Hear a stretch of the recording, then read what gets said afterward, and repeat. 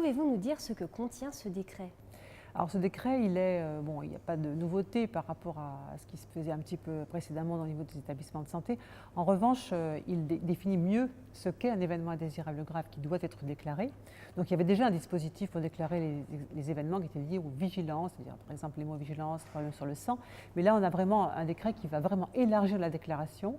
Alors le décret définit l'événement indésirable grave comme un événement qui est inattendu dans la prise en charge d'un patient en fonction de son état de santé, de sa pathologie, qui va entraîner soit un décès, donc ça c'est le plus grave, mais aussi qui peut entraîner la mise en jeu de son pronostic vital, c'est aussi des choses qui sont très graves, ou alors qui va entraîner aussi un handicap définitif pour ce patient. Donc déjà, il y a une définition qui est beaucoup plus claire et beaucoup plus précise sur ce que c'est qu'un événement indésirable grave.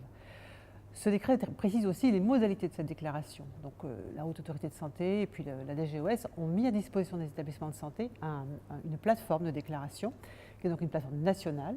Donc la personne qui va constater un événement indésirable grave, qui va être soit un professionnel de santé, soit un établissement de santé qui va le déclarer, va donc déclarer sur ce portail en deux temps. En premier temps qui est sans délai, c'est-à-dire que dès que l'événement est découvert, on va le déclarer en donnant sa description et puis ses éventuelles conséquences.